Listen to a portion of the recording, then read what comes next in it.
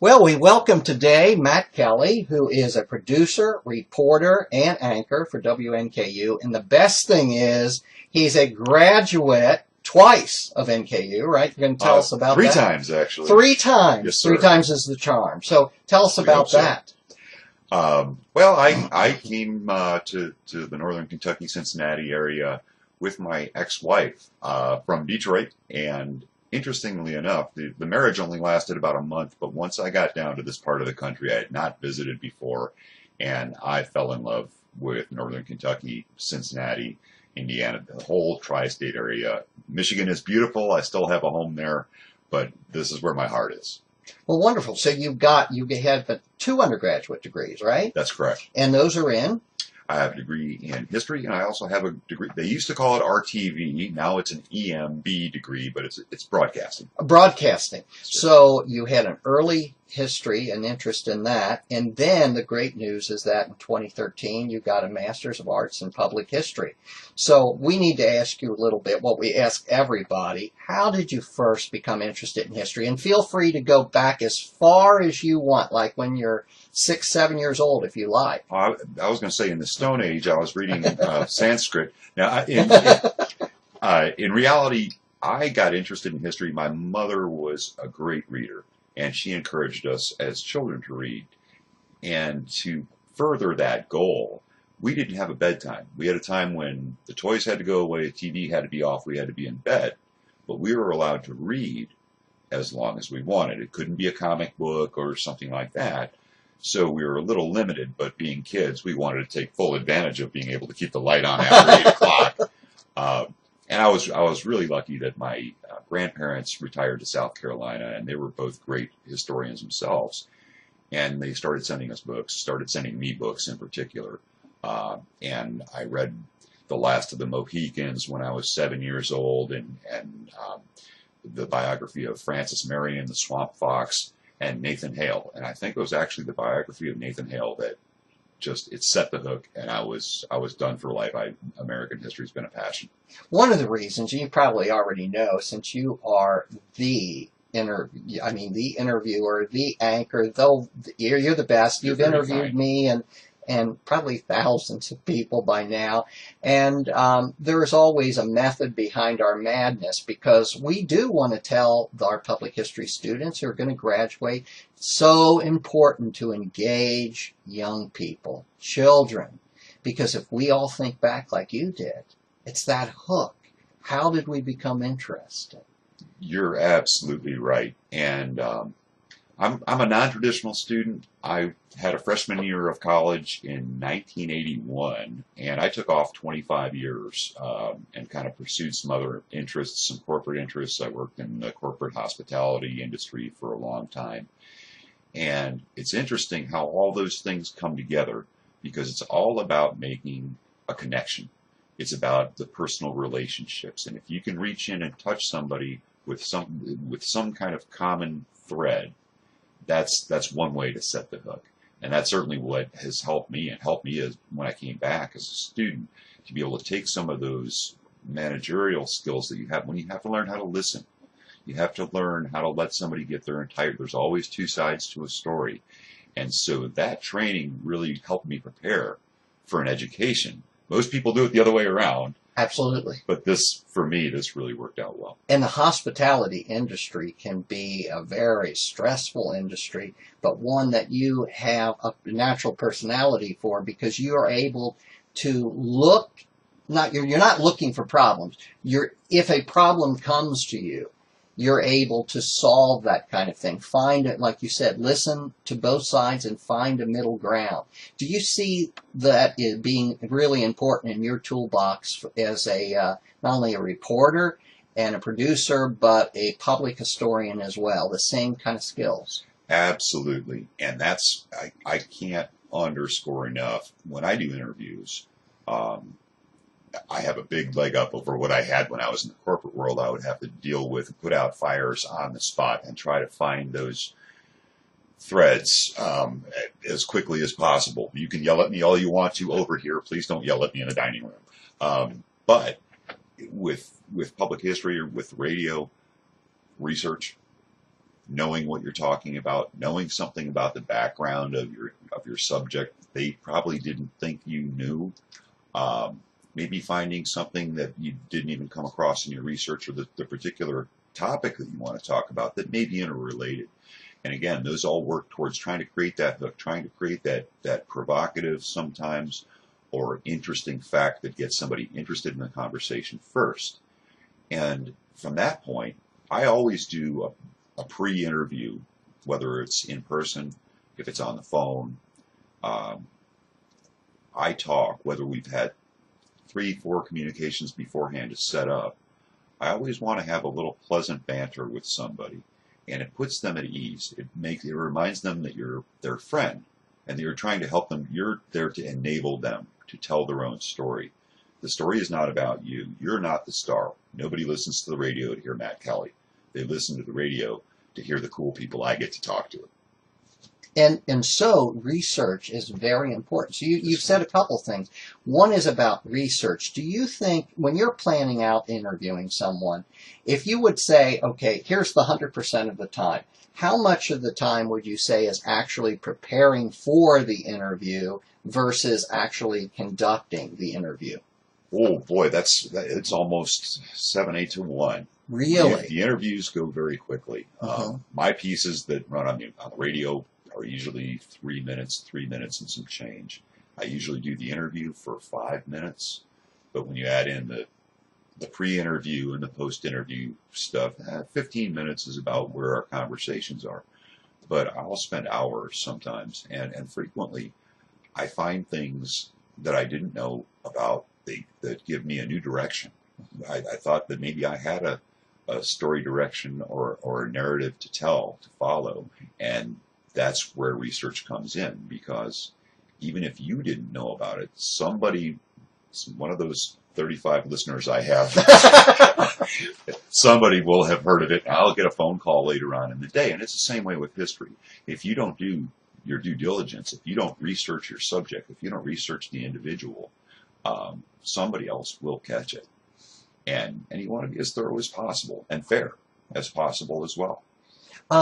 This is interesting because essentially what you have been doing for years and years, now you're an oral historian. In fact, you had already trained as an oral historian for years and years before you came into public history. Without knowing it. Without knowing, but you're doing everything. So first of all, one of the rules, I don't know how you would put them in order, is research, research, research. And you might spend, like you said, 70-80% of your time. And when you say hours, you could mean over days or weeks knowing that you're going to have this particular interview. Certainly. And I don't want to overwhelm anybody who's thinking about this as a career, because there's always going to be a question. I've never left an interview where something didn't pop into my head on the way home. Right. I wish I had asked that.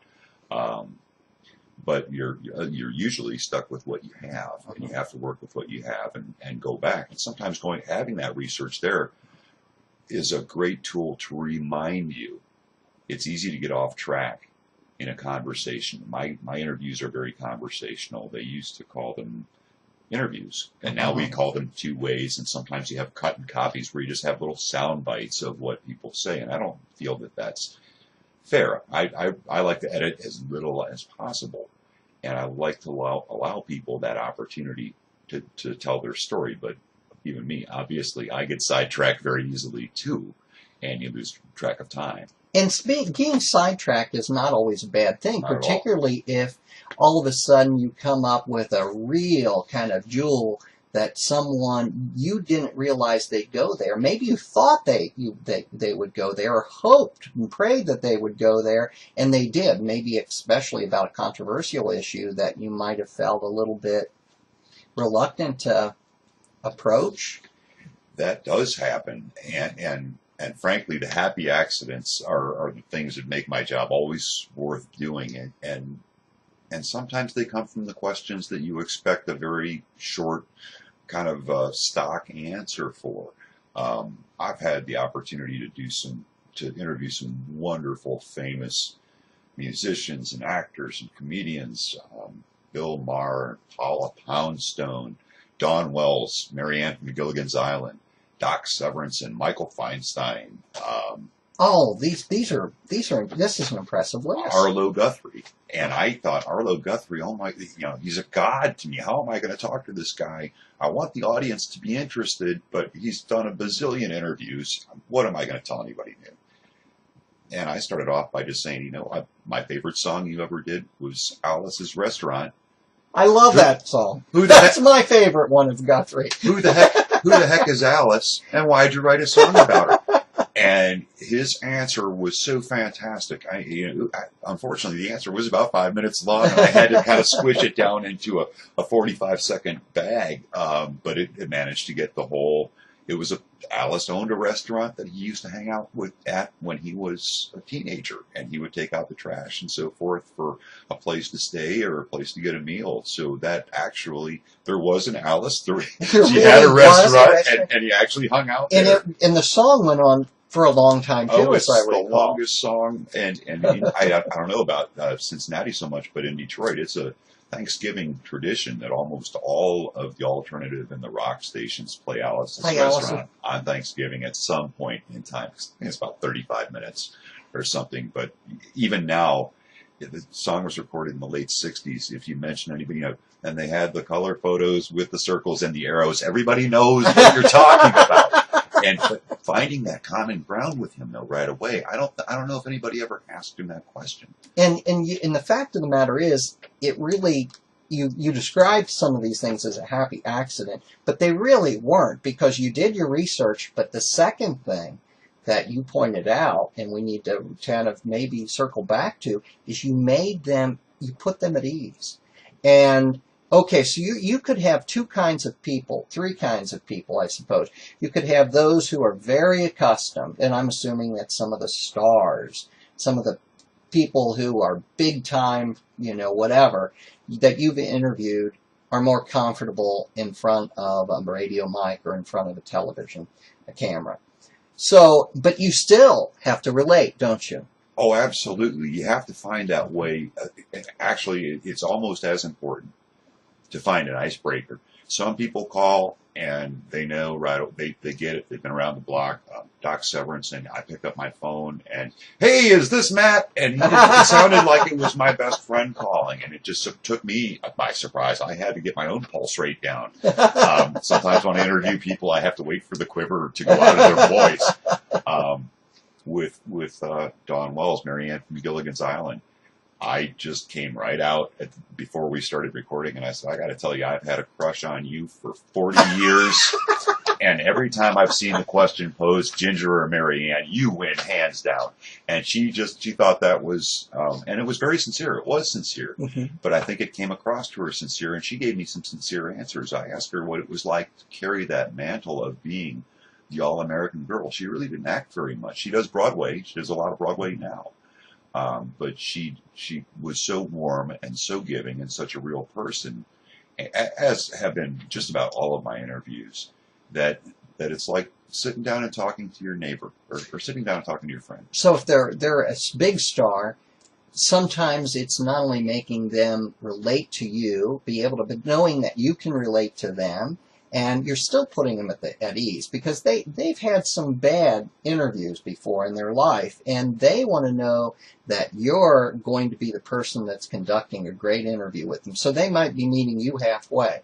And then you've got those people that are kind of sort of interested, sort of accustomed to being interviewed. They might be the Brian Hackett's and the Paul Tencotties of the world that, we've been interviewed enough, we kind of know what this game is, but we're still going to have that nervousness and anxiousness, and so you get to know them, and I always know you break the ice. But then as public historians, we're really going to have a lot of people who just totally have never been interviewed or hardly ever interviewed, and they are going to totally freak out the minute you turn on a mic or turn on a camera.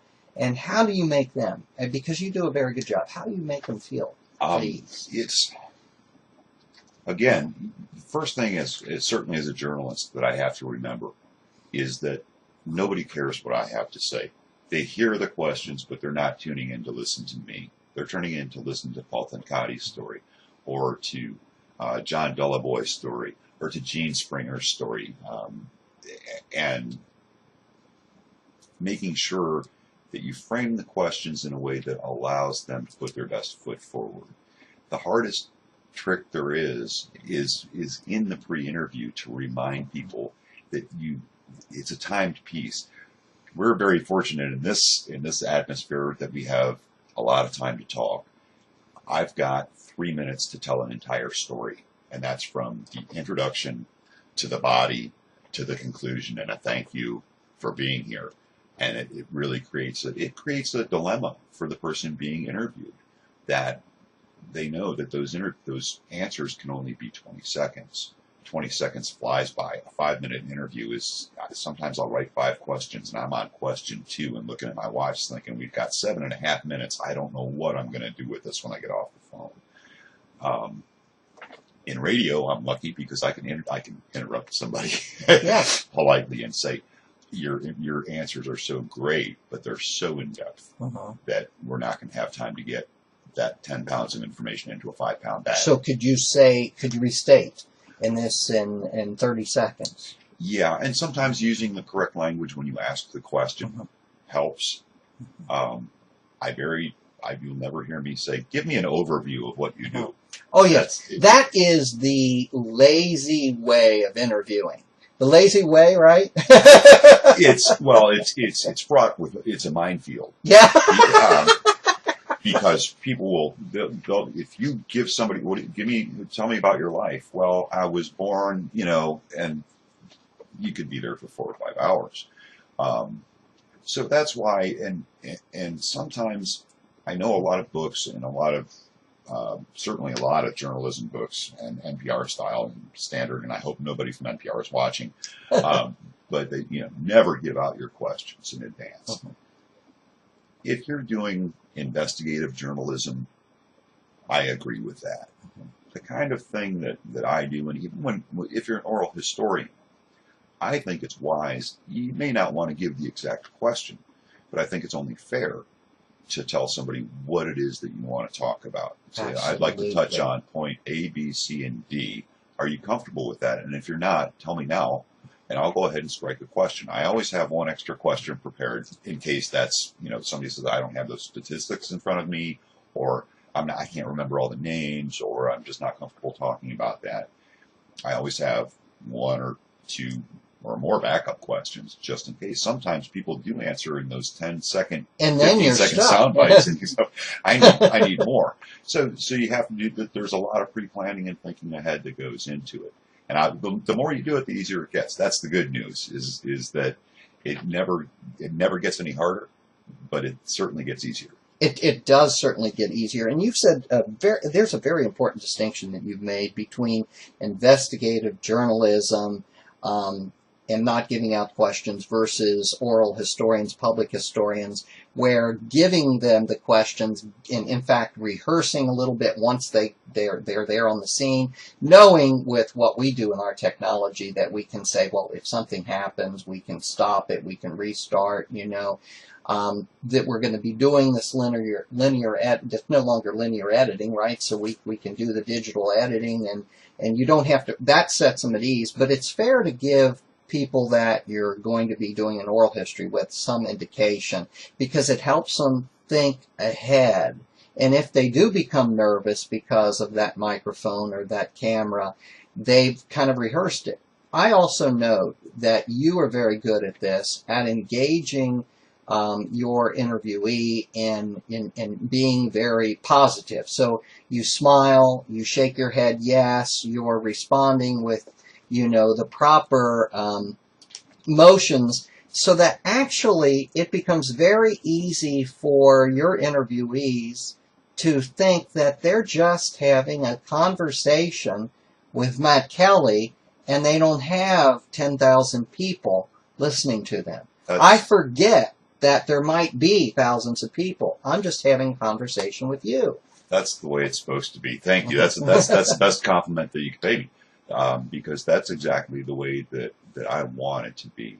And it's something that a lot of folks, there really isn't a lot of formal training in mic skills and how to interview somebody face-to-face when you're not on camera. They'll show you, there are lots of classes that will show you how to do an on-camera interview. But most of the time, people have on a lavalier mic, and there are sound people, and there's a little bit of commotion in the background. Everybody gets kind of used to that, and it takes a little time to get used to. But when it's a one-on-one, when you're out in the field and you're interviewing somebody, or you're on the phone and you're interviewing somebody that you've never even maybe met face to face, you have to figure out ways to give cues. And by that I mean, a lot of folks, one of the pitfalls about giving away those questions, giving away the direction or the hook that you're going to go to, or that you want, the format that you want to follow, is that if you give away too much of that too far in advance of an interview, people have a tendency to overthink. It's a natural Right. thing to happen. So you ask one question, and they've already thought about all their answers to all the questions, and you've got, all of a sudden you have this big, long, 8-minute answer Yes. to a 30-second question that will not necessarily work with your format. The great thing about in-person interviews is that you can use nonverbal cues. I do it all the time. If you always want to be, smile and nod is always safe, no matter what. That's always safe. But eye contact. If you know the answer is starting to go long, if you lean in a little bit with the microphone, you're not saying a word, you're not offending anyone, but they get the impression. Or you're holding the microphone out, and you think they came to the end of their answer, and you start to pull it back, and and they know. It's a nonverbal cue. You have to double clutch with the microphone, right? So they get that, that was a long answer. And it carries over. There's a kind of neat carryover effect. Once you use those nonverbal cues once or twice, or you open your mouth like you're ready to ask a question, and they realize that, they just cut you off before you had a chance to ask the question they're answering. People are smart. They'll pick up on it. So we don't want to see rehearsed interviews in oral history, or because it takes away from the conversationality of the whole thing. People don't talk that way when we meet as friends, and so if you're saying there's this fine line between having too many questions and having them too prepared versus not having any, and I've had this happen to me, and it's always a horror story. You go in and the person answers, in a sentence or so, and you're going, okay, this isn't going anywhere. How can I bring him out? And you're right, you have to have other questions and figure out how to make them realize what the idea of this whole interview is. Where are we going to get? But also, and I think you do this very well, is you listen. And if you're an interviewer and you listen, it's as easy as pie, because you know the subjects you need to cover. And odds are your interviewee is going to throw you a line or an idea that says, well, that was number 8 on my list, and we're on number 2, but they've brought it up, and now their mind is rolling. Let's go there. We don't have to do these things in order. Absolutely, I couldn't agree more. And it's like finding, it's that happy accident. Sometimes you get a little tidbit that you weren't expecting, or it doesn't come in the order you expect. And it's modern day. You have to learn to multitask. I do tell people when I do an interview, particularly in person, because I've got a flash recorder and a microphone and a clipboard, and my hands full of things, and I have to I always make an effort to remind my subject that if I look away from you, or if I look down at the flash recorder, if I look at my notes, please don't let that distract you or let you think that I'm not listening. You do have to keep your active listening ear going on all the time, because you say, okay, they just went in a different direction. What question am I going to? And you're following along, and you realize you didn't hear the end of their answer, but you had the perfect question for what they said 15 seconds earlier. Right. Then you end up with something disjointed, and you don't realize until after it's over. At that point, you can't fix it. You can't go back and repair that. We don't need to be terribly worried either if we come with 6, 7 questions and they don't all get answered. Not at all. At least I'm not. I try to prioritize the ones that take the interview the direction that I think the natural flow is going to take us. But on the other hand, I don't. It's never set in stone. It's never. If I've had some interviews that have gone directions that I didn't expect, things where I thought I had done all my research, and all of a sudden I got extra information. I interviewed Jean Springer, who was one of the WASPs, one of the women air service pilots that ferried planes from one side of the country to the other side of the country during World War II. And she started talking, and she is just a delightful lady to talk to. It's like talking to your grandmother or your great aunt, but to realize that when she was in her 20s, she was flying military aircraft from one side of the country to the other with no gas gauge. And they had to use a handheld compass and maps, and they had to fly with visual flight rules. They were only allowed to fly during the daytime, and they had to find these airfields. And the crazy thing was, and this is where that gem came out of nowhere, wherever they flew the planes to, they were on their own. The women, the WASPs, were on their own to get back home. They didn't have a military transport ready to take them from the base back to wherever they came from. And she told a great story about how she and one of her fellow pilots had a lot of the same runs, and they got to actually know one of the conductors on the train, so they could go out and sit on the train tracks with their gear, their parachutes, and their whole thing with a red lantern and flag down the train to get. And I thought, this whole story is good. I don't want to cut anything out, because the idea of them just doing this thing that no women were doing, and then on your own to get back, and the thing that really stayed in the piece that stuck with me was the fact that none of the guys would get up and give the ladies their seats off the train. And she still got a kick out of that. She thought, well, she was treated as though if you want to be equal, you're going to be equal.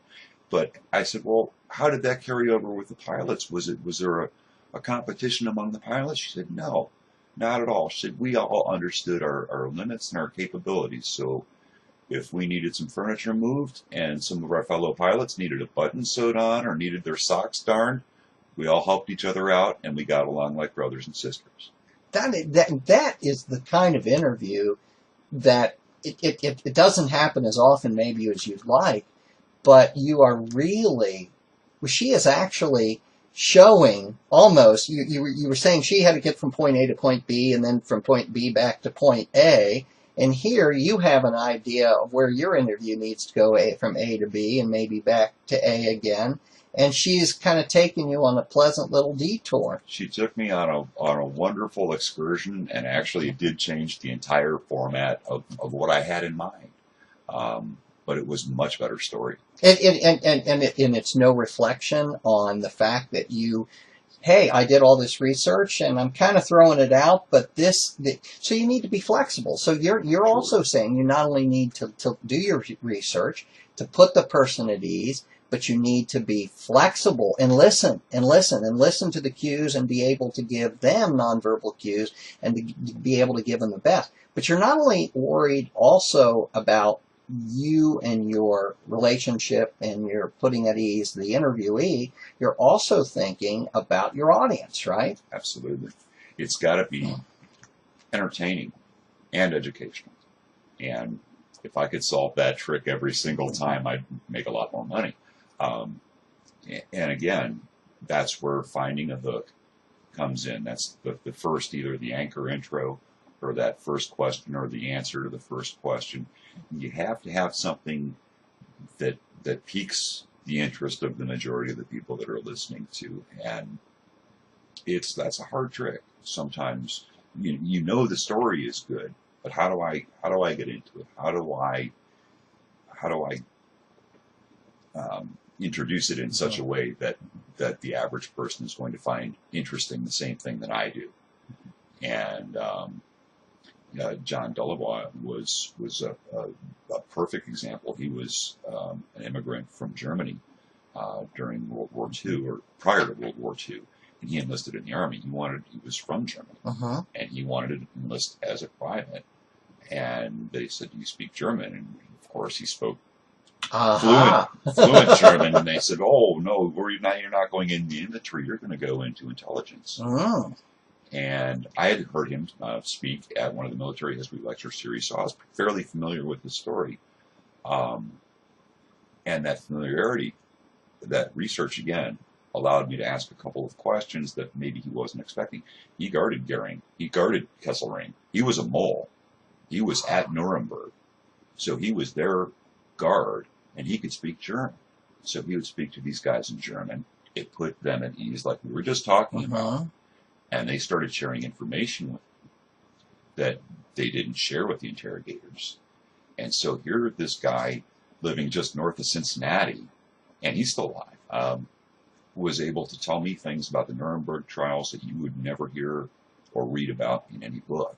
And again, that I used that in my hook. You know, I wrote something about most folks in this country think they know just about everything there is to know about U.S. involvement in World War II, but a German immigrant from Cincinnati really changed the way we understood the way these guys operated mentally and what it was to be a Nazi. Here it is, this wonderful country of immigrants embraced this man instead of shunning him or putting him in a camp, an internment camp or something like that. They said, maybe he can help us. And this man is the most patriotic, flag-waving American you could ever want to meet. But I didn't expect it to go that way. I asked him a little bit because he just touched on it in his lecture. But then when he gave me some direct quotes from some of these guys I had never heard before. And at that point, I felt like my job was done. Absolutely. Now, you've not only been involved in radio and television, but in the MAPH program, with oral histories and putting together documentaries. It seems to me that in a world that is becoming more media-oriented, more digital, and where we see less in terms, especially for local history of newspapers and so forth, how important do you see it is for our students and our graduates and these public historians and museum people to get out there to do interviews with a camera on, hopefully, so that and to record? Because are we going to lose our history otherwise? I think to a large extent we are. When we started the interview, you were asking about how I got my interest. And actually, one of the first ways I was interested was when I was a little boy growing up. They used to send me down to Greensburg, Pennsylvania to visit my great aunt Dode, and she was about 82 years old at the time. But she knew everything there was to know about family history. She knew everything there was to know about Pennsylvania history. And having that kind of instilled in me back then is one of the things that really resonates with me now. I wish to death if I could have a 10-minute conversation with her and write things down or record. Right. We did end up. We actually made some reel-to-reel recordings of her as a family, and for present day historians, we're losing our World War II veterans. There's not going to be any left before too long.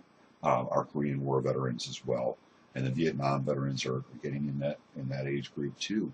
And certainly it's something that needs to be a continuing thing, but not just with veterans, but with all of our citizens, with all of our communities, with the art communities, with the religious, the music communities. They don't stay around forever, and there are only so many recordings. When you hear about a new recording of an Elvis song or a Beatles song, it's this wonderful revelation. Well, we have an opportunity now, and I think one of the difficult things for us as historians, when I started at NKU, it took me a while to get through, but when I started at NKU, I was going to the Mongan Branch Library and putting dimes in the typewriter because computer technology, I wasn't ready for it. Now I look at what is available, and I think that all of us historians need to start embracing that technology. I'm hoping that sometime, I've been doing a little work with hologram technology, and I think that eventually, hopefully in the next 5 or 10 years, I'll be able to sit down and do an interview with Paul Fincati, and it won't just be a two-dimensional either integrity or a even less dimensional audio tape, or even less so a written document, but literally be able to do a hologram. So it's just as if they're sitting here listening to you tell your stories, And that's that personal connection again. When I post my stories onto our website for the radio station, that's why I always ask people for a picture. I get twice as many hits if people just have a picture to look at while they're listening. And I think embracing technology and using it to its fullest potential. The Lincoln Museum in Springfield has a great hologram display of Abraham Lincoln, and it blows your doors off. You can't go to something like that and not be touched someplace in your body. And I don't care who you are. That's that connection. And once that connection's established, then the flow of information goes freely. And hopefully it's a two-way street. That explains everything really about what Brian is always trying to instill within me. And you said it very succinctly, that those connections. You also like to do exhibits, right? Love exhibits. And you like construction because you've been involved a little bit in construction? I've done just about everything in over my years. But again, it's whether it's an interview format, an essay, a biography, an article, or an exhibit. To me, it all comes back to one thing, and that's storytelling. It's about telling the story. It's about a narrative. That's what turned me on about The Last of the Mohicans. My dad had this book of Indian fairy tales, and now they would have to be called Native American fairy tales, but the title of the book is Indian fairy tales. And I'll never forget my dad standing next to our fireplace at our cabin late at night, and he would pick up the book, and that would be our treat at night, was he would tell these wonderful folklore stories about Native Americans. And it's a wonderful experience to have. And I think if you keep that in mind, that storytelling, I related when people ask me about how do you put together a piece, how do you get a complex idea, and that's what we really do. We take public historians take complex academic writing, academic ideas, and we have to, and I hate the term dumb them down, because we don't do that. We reinterpret them. Distill them, maybe, because everybody likes distilleries. Sometimes we distill them, but more often than not, we just make them simpler to understand. I could explain to you all the ins and outs of how a combustion engine works, but I can take a cutaway diagram and show you in 30 seconds how it works, and you have a working enough understanding. Or if you can see an engine, and I remember years ago the Barrington Crawford Museum had a little engine, and then it, operated all of these pulleys, which operated other things, and we just loved seeing that. And that was so interactive. And it's another way of making that connection, of saying, how do I get somebody, and once their hands are on it, or once they're talking into a mic, or what, it's not the same as sitting and watching a movie. It's not interactive. Reading a book is, with an imagination like mine, it's interactive, but most people probably not so much. I was going to start there and say, you started out with The Last of the Mohicans and not having to read, but the opportunity to read before you went to bed instead of watching television. But I would imagine that you would have been a very active reader, that it just wasn't flowing to you from the pages that you were imagining, as I did when I was young, the scenes. I could see the history. I could see it being described. Then you go ahead and you have this television, radio career where you're seeing it happen right live before your eyes. And then you have this kind of futuristic thing on the other end, which is an exhibit, which you may not actually see unless, and let me ask you, did you ever go back to any of these exhibits and just hang around and watch people? What's the reaction that you see? It puts a smile on your face, doesn't it? I'm a proud father. I have no children, other than some exhibits that I've helped with and worked on. There's nothing more rewarding. I'll share one quick anecdote with you. I was a co-executive director of the exhibit on the Beverly Hills Supper Club fire at the Fort Thomas Military and Community Museum. And Debbie Buckley was very giving. She let us rearrange the entire second floor of her museum and gave us a complete open caveat to make our own decisions, which was a wonderful, wonderful freedom to have. And if we could just back up a second, that was 1977, was it? No. Oh, the fire. Yeah, Yes. the fire. Yeah. So for those, and 160 some people were killed. So automatically you were faced, when putting this together, this exhibit with Hackett and others of your colleagues, with a potentially controversial topic, because there would be people coming there who lost loved ones. There were that exhibit is one of my favorite children for many reasons, and what you just brought up was one of them. But it was a very controversial thing. In fact, you talked about the number of deaths. It depends how you count. 165 adults, but there were 2 pregnant women.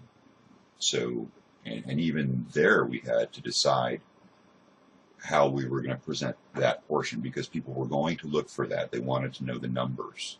And so we had to find a very delicate way to put that in a fitting, respectful memoriam. Respectful, yes. It was respectful, at dignified. the end. And also, as you said, we dealt with people that were traumatized, that are still traumatized to this day. When we did the opening of that exhibit, the fire chief, first fire chief on scene, actually did an interview. He had not spoken on camera since the night of the fire. That was cathartic for him. I think it was. I think we were all surprised. We didn't want to ask him to do anything like that. But of all the stories I've heard, and this was one that I was not there for, and again, we had to handle the material very carefully, because there were a lot of arson theorists. It was the birth of the class action lawsuits. People certainly have their own opinions of Stan Chesley and how these things happen. There were rumors of mob involvement. We decided that the safest route and the least offensive route, because we wanted to educate. That's always the number one goal, is to educate. Of course, you need it to be interesting, but we didn't take a position. We allowed little bits and pieces here and there of those conspiracy theories and so forth. We couldn't ignore them, but we didn't give them any more credence than we gave anything else. So you were being truthful in saying, this is what happened, this is the chronology of what happened. We have some debate over number of people killed, and I'm glad you hit that head on. We did that in the Encyclopedia of Northern Kentucky as well, and let people decide on those conspiracy and other theories, and what books came out about them. So you are doing what any good journalist or professional historian is doing, and presenting the facts. And there was, I'm sorry, I interrupted. Bad, because you were getting, I think, to that lady that... Oh, well, yeah, that as I said, it's one of those things that it is, exhibits are an awful lot of work, and you do have to take everybody's personal feelings, people that, especially when it's a tragic, this was not an exhibit where people were going to go out humming a happy tune, but we did try to have some points in the exhibit that were brighter. For example, we talked a lot about Walter Bailey, who was the busboy at the supper club, who warned everybody, who took the microphone away from the comedian and said, "It's time to go. Get to the exits right away. You're in danger." And Henry Winkler, the Fonz back then in the 70s, that was a big deal. Send him an autographed photo saying, "You know, you're a hero to me." And when you look back on it, that was a big thing. But one day when I was not there, one of the docents, I believe it was Gloria, or Debbie, had noticed that a lady had gone through, and she had walked through our exhibit, and we had everything up there from vintage clothing to gambling chips and swizzle sticks. We had sets of the glassware and the chinaware that they used, the flatware that they used at the supper club, some of the actual playbills, John Davidson and Frank Sinatra, Liberace. These were all big stars that played there. So we wanted to kind of not make it all the downer. You can't, you know, it's like Titanic. You can't just say, well, there was this great big ship and it sank. It's not very compelling and it's not very interesting. But to kind of reestablish what it was like, reestablish that grandeur. But we did include one photo, and we debated on the photo a little bit amongst ourselves, certainly the executive committee. And it was a photo of 3 girls who were obviously disheveled and soot-covered, sitting on the front end of a fire truck. And they were crying and consoling each other. But we felt that it was such a compelling image, that image of those young ladies on the front of the fire truck with the blaze in the background was such it almost told the story for us. and we left it in the exhibit. And apparently the lady that this day that had gone through the exhibit without a dosing just by herself, and she wandered through, and she came back downstairs, and Gloria noticed that she wasn't looking good, and she said, "Are you feeling okay? Do I need to call 911? Come on over, sit down, got her something to drink, and so forth." And she said, "No, I'm okay." And she said, "Okay, is there anything you want to talk about?" And she said, "Well, I was there that night, and I thought I remembered somebody taking a picture. The girl in the middle of the photo on the fire engine is me." And that's, to me, to this day, that sends... And she processed. It helped her process by going to that exhibit. She sent a thank you note for helping her shed the feelings, the bad feelings, and remembering only the bad parts. And we got several letters like that. The museum has gotten several letters. And we can still go see this exhibit, right? You can. It was scheduled for 6 months, and I think we're going on 2.5 years. Wonderful. Now, and at the Fort Thomas Museum. At the Fort Thomas Museum. At the fort. And those stories come when you listen. They will come to you. I worked without sanctuary at the Freedom Center, which was all about that was the lynching era from 1870 to 1930 in this country. Most people didn't know that lynching took place in 48 out of the 50 states, and a lot of, especially kids, noticed that it was in Cincinnati. Really, there's the famous story about Marion, Indiana, and so forth. But Rich Cooper, and I was in that exhibit by myself. They had Strange Fruit by Billie Holiday playing in the background with kind of crickets and just these images. It was a strictly photographic exhibit of images of lynchings. I think there were 70 photos or so. And there was an older African-American gentleman that had walked through the exhibit. And again, a docent, being aware, or Richard, being aware, saw that he was in the world of distress. We said, "We've got a little quiet room over here. It doesn't have any photos or anything on it if we need a minute to sit down." And so we noticed the fellow spent about a half hour there. And he said, "Do you want to go through the rest of the exhibit? Because I can show you an exit." He said, "No, I want to go through the rest." And he went through the rest of the exhibit. And he came, and Richard said, "Did you want to talk about anything? Or is there anything we can do better? Anything we can do? Would something bother you in there?" And again, it's being aware, just like interviewing, being aware. Being aware, listening, and using your eyes and seeing. And this fella said, "Well, this really hit me hard because my father, my father's great-grandparents were sharecroppers, and their parents were slaves. And my father went away in World War II, and he served 2 tours in Europe, and he made it back to this country. But he never made it back home because he was lynched on the way home after World War II." What an amazingly sad story, but one that... But it's that connection. It was a connection, and we have to learn from these things, right? As George Santayana said, otherwise we're going to repeat them. We don't want to repeat if we're civilizing. If we're supposed to be civilized, then we should take these steps up. It has been marvelous talking to you. We've covered a great deal of territory, and you made it seem so natural, as you do with all of your interviews. Any concluding thoughts, advice for our young and not so young historians like me? The not so young and not so young like me. Well, do what you're passionate about. Follow what interests you. I'm so lucky to be a producer and a reporter that I can kind of go off in 18 different directions. I never do the same thing 2 days. So you're never bored. It's hard to get bored. And when you're doing research all the time, and don't forget, especially when you're doing interviews and you do all this research and you think you've got all your questions, don't forget to listen. I've never done an interview where I didn't learn something new that I didn't have on my sheet that wasn't on. I almost always have an extra question that I didn't have written down.